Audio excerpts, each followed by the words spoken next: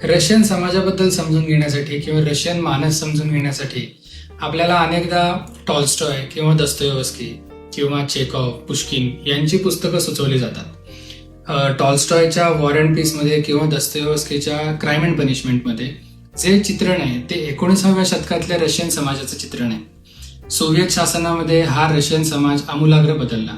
Soviet शासनाने तो समाज संपवलाच असं म्हणलं तरी चुकीचं ठरणार नाही.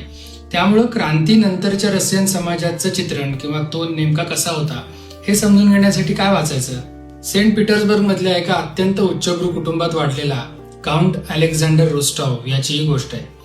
1922 मध्ये क्रांतीचा शत्रू म्हणून बोल्शेविक न्यायालयात त्याच्यावर सुनावणी होते. सुनावणीच्या शेवटी माफी मागायला नकार देतो म्हणून त्याला क्रेमलिनच्या जवळच असलेल्या एका मेट्रोपोल नावाच्या हॉटेलमध्ये नजरकैदेची शिक्षा होते.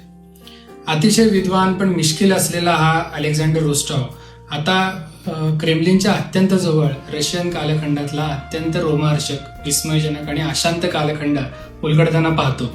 अशी ही गोष्ट पुढे सरकते. त्याच्या उच्चभ्रू कुटुंबाची सगळी लक्षणं बोल्शेविक शासनाने पुसून टाकल्यानंतर आणि बोल्शेविक्सने दिलेल्या मर्यादित स्वातंत्र्यामुळं रोस्तोवला आत्मचिंतनासाठी वेळ मिळतो. हा अत्यंत गप्पिष्ट असलेला रोस्तोव इतर कैद्यांबरोबर आणि तुरुंगातल्या त्याच्या अधिकाऱ्यांबरोबर चर्चा करताना, रशियन समाजाच्या विविध पैलूंबद्दल चर्चा करताना 1930 आणि 40च्या दशकातला रशिया या कादंबरीतनं आपल्यासमोर उलगडत जातो. अमोर टॉल्स या लेखकाने लिहिलेली जेंटलमन इन मॉस्को ही कादंबरी क्रांतीनंतरचा रशिया, रशियन समाज व्यवस्था आणि अगदी रशियन खाद्य संस्कृतीबद्दलही भाष्य करणारी ही कादंबरी आहे. क्रांतीनंतरच्या रशियन समाजाबद्दल वाचायचं असेल तर ही कादंबरी नक्की वाचली पाहिजे.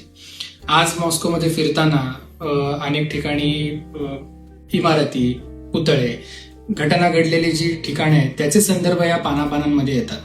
त्यामुळे शिफारस अशी आहे की रशियाला येण्याच्या पूर्वी ही कादंबरी वाचावी किंवा माझ्यासारखं मॉस्कोच्या मुक्कामात ही कादंबरी वाचावी.